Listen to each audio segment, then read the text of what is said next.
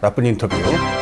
이게 나쁜 인터뷰라는 제일 중요한 이유는 아주 제가 나쁜 놈이기 때문인 것 같아요. 뼈 때리는 진실이라는 말이 있죠. 기후위기라고 하는 그 문제가 지금 다가오고 있는데 이거 느끼고 있고 알고 있고 심지어 토론도 하고 있는데 아무것도 안 하고 있잖아요. 노모어 미스터 나이스가이라고 있는 대로 화끈하게 질릴 필요가 있습니다.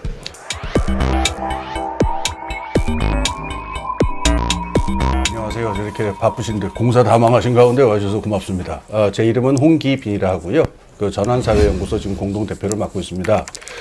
이 인터뷰의 제목은요, 오늘만이 아니고 또 여러 번 있을 텐데요. 그 나쁜 인터뷰예요. 나쁜 인터뷰. 제가 이게 나쁜 인터뷰라는 제일 중요한 이유는 아주 제가 나쁜 놈이기 때문인 것 같아요. 이제 설명을 들어보니까 제가 나쁜 놈이다라는 의도는 아니었던 것 같아요. 그래서, 뼈 때리는 진실이라는 말이 있죠. 좀 이따 우리 더 많이 이야기를 하겠지만은, 그 기후위기라고 하는 그 문제가 지금 다가오고 있는데, 아까 뭐 그 방 안의 코끼리라는 말도 있습니다만, 우리 모두 다 그 문제를 느끼고 있어요. 그리고 느끼고 있고, 알고 있고, 심지어 토론도 하고 있는데, 아무것도 안 하고 있잖아요. 그래서 이런 답답한 상황에서는 누가 그 뼈 때리는 말이라도 하고, 영어에 왜 이런 말 있죠? No more Mr. Nice Guy라고. 그러니까 그 사람들 얘기를 할 적에 그 나이스 가이 되려고 맨날 점잖은 소리만 하고 이렇게 듣기 좋은 얘기만 하고 그 예민한 쟁점 샥샥 피해가고 그 영화에서 아시다시피 그 사람 어때? 걔는 나이스 가이야. 그러면 사실 매력 없다는 얘기라도 통해요. 그래서 이제부터는 나이스 가이 하지 말고 그냥 있는 대로 좀 화끈하게 질릴 필요가 있습니다. 그러니까 이 문제가 세대 간에 너무 간격이 큰데 그러니까 저랑 비슷한 세대는 그 석유 펑펑 쓰고 전기 펑펑 쓰고 플라스틱 펑펑 쓰면서 자라가지고 여기에 너무 익숙해져 있기 때문에 이런 현실이 오는 거를 갖다가 가장 강력하게 부인하려고 하는 게 저희 세대인 것 같아요. 일은 다 자기들이 벌려놓고 칼자루까지 결국은 정책이나 사회를 어떻게 하는 칼자루까지 다 자기들이 주고 있는데 막상 그 세대가 꼼짝도 하려고 하지 않으니까 여기서나 부글부글 하는 게 당연한 것 같아요. 그래서 이렇게 하니까 결국 내가 나쁜 놈이구나라고 하는 생각이 들었습니다. 고도를 기다리며라는 연구에 보면은 럭키와 포조 이야기가 나오는데 간단히 말하면은 주인이 포조고 럭키가 노예예요. 럭키 등에 업혀가지고 이렇게 다니는데 그러니까 말굽비는 포조 주인이 주고 있죠. 그런데 포조는 장님이고 럭키는 벙어리예요. 그냥 기가 막힌 그 알레고리인데요. 이 두 사람이 만약에 낭떠러지로 가면 어떤 일이 벌어질까요? 낭떠러지가 있다는 거는 럭키는 알겠지만은 말을 하지도 못하고 말굽비도 쥐고 있지 못해요. 막상 말굽비를 쥐고 움직일 수 있는 포조는 눈이 먼 상태인데 지금 상태가 바로 그런 상태인 것 같아요. 그래서 저희 세대가 지금 포조, 그 나쁜 놈이 돼 있으니까 이 나쁜 인터뷰라고 하는 말이 다시 얘기하자면은 우리 모두 나쁜 놈이다라고 하는 생각도 좀 같이 했으면 좋겠습니다. 그래서 반전에 반전을 거듭해서 여러 의미를 가진 인터뷰로 이 나쁜 인터뷰가 되겠습니다. 그래서 이제부터는 여기 오신 분들 일단 질문하실 때도 그렇고요. 말 가리지 마시고 되도록이면 직설적으로 그냥 화끈하게 열받으면 열받으신 대로 말씀하시고 우리 좀 직설적으로 얘기하는 자리가 됐으면 좋겠습니다. 안녕하세요. 잘 들리세요?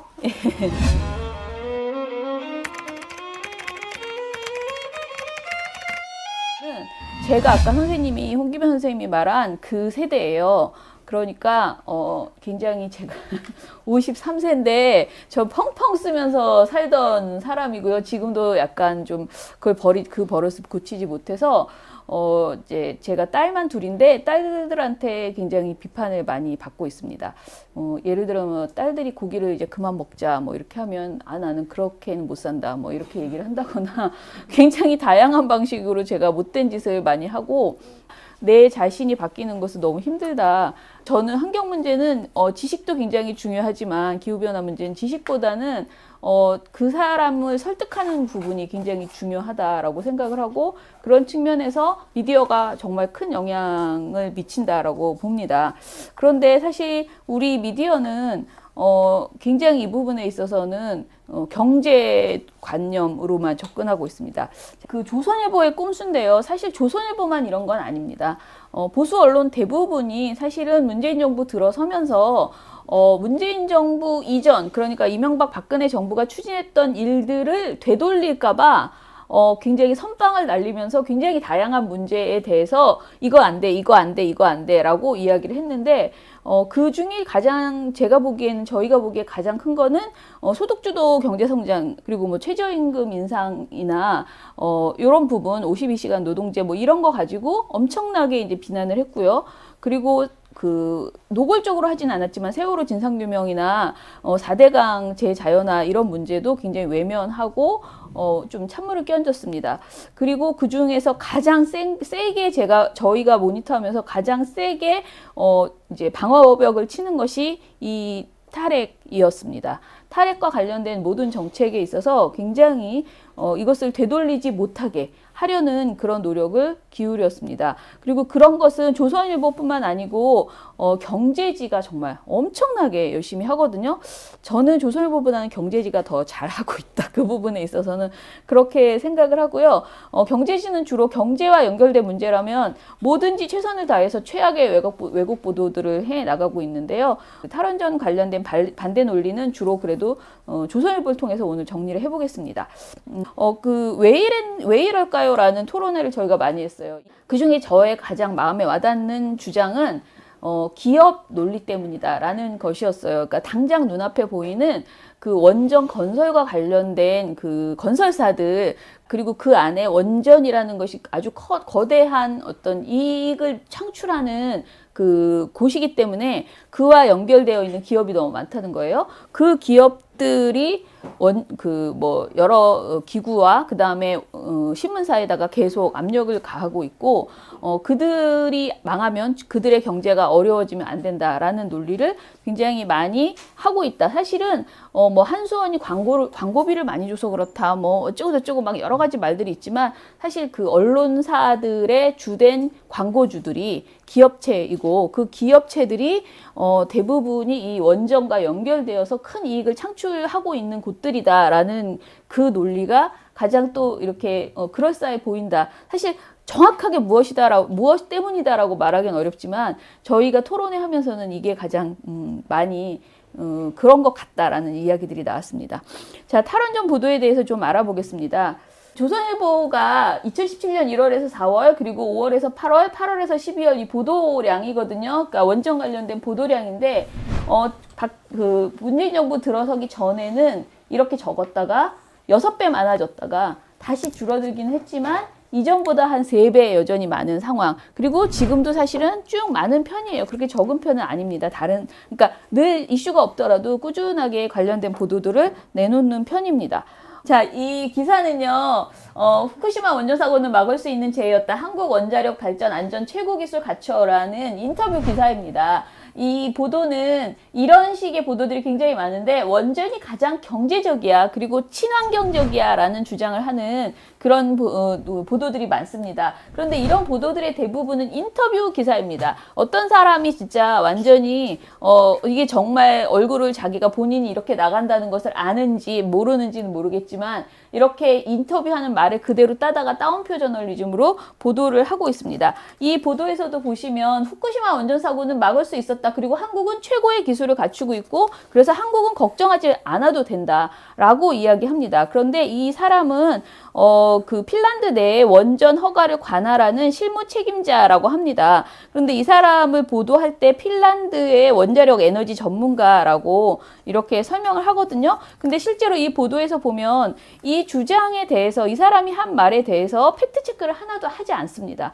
그냥 이 발언 내에서 굉장히 여러 가지가 팩트 체크를 해봐야지 되는 요소가 있거든요. 핀란드 정부가 공식적으로 원전은 깨끗하고 합리적인 에너지원이다라는 입장을 가지고 있는지, 왜냐면 이 사람은 그렇게 말하거든요. 그런데 정말 그게 정부의 공식 입장인지, 그리고 한국의 핵 발전소 기술이 후쿠시마 참사와 같은 사고를 막을 수 있다는 주장을 뒷받침할 정도의 객관적 지표가 있는지. 그러니까 이 사람은 한국은 막을 수 있대요. 한국의 기술은 워낙 뛰어나서 막을 수 있다고 하거든요. 근데 이런 것들을 팩트 체크를 하지 않습니다. 그냥 따옴표 저널리즘으로 외국의 유명한 전문가가 이런 말을 했어. 그러니 우리는 괜찮아. 그리고 어떻게 보면 국가적 자부심? 약간 국뽕에 취하게 하는 그런 보도들이 이어지고 있습니다. 국뽕 프레임이 또 한 가지가 있는데요. 원전 수출을 할 수 있는 나라다. 어마어마한 기술을 가지고 있는 나라다. 그런데 우리가 탈원전을 하면 누가 우리 걸 사가겠느냐. 그래서 우리는 지금 원전을 하는 것이 바보짓이다. 이런 식의 보도들을 계속 내놓고 있습니다. 뭐 600조 원전 시장 스스로 걷어차는 한국, 22조 원전 영국 수출 무산 위기, 이거 대부분 이제 조선일보 위주로만 뺐는데요. 자, 이게 뭐 조선일보만 있는 건 아닙니다. 이런 보도들은 사실상 또 사실이 아닙니다. 왜냐하면 이런 보도에서 말하는 그 사실이 600조 원전 시장은 이미 오래전부터 한국의 지분이 그리 크지 않았음이 알려져 있었기 때문에 우리가 뭐 이 탈핵 때문에 뭔가 포기했던 사업은 없었습니다. 영국도 마찬가지인데요. 이것은 일종의 투자의 성격이 짙었던 것이거든요. 근데 뭐 22조 원전 영국 수출이 우리가 탈핵 때문에 우리가 탈핵 정책을 했기 때문에 무산됐다는 식으로 얘기를 하거든요. 근데 이런 식의 주장들이 대부분이 국뽕 프레임이라는 거예요. 우리가 얼마나 위대한 민족이 우리가 이거 수출해서 어마어마한 부를 창출할 수 있는데 탈원전 때문에 그 정책 때문에 우리가 지금 위기에 처했다라고 이야기를 합니다. 세 번째로 전기요금이 급상승한다라고 얘기를 합니다. 그래서 원전주린 나라들이 하나같이 전기요금이 인상이 있다. 캐나다, 그 다음에 호주, 뭐 이렇게 저렇게 막 나라 이야기를 하는데요. 그런데 이런 나라들의 공통적인 특징이 있습니다. 호주, 캐나다, 독일 등 신재생 에너지로 전환한 외국의 사례를 동원해서 전기요금이 급상승한다고 말을 하는데 이것도 팩트체크가 되지 않은 내용입니다. 오히려 캐나다, 호주의 경우 탈핵보다는 민영화로 인한 부작용이 컸다라는 분석이 많고요. 독일의 경우에는 전기요금의 상승이 그렇게 심각한 수준이 아니라는 반론도 있었습니다. 그런데 이런 것들을 자기가 보고 싶은 것만 가져다가 부각해서 보도하는 것이죠.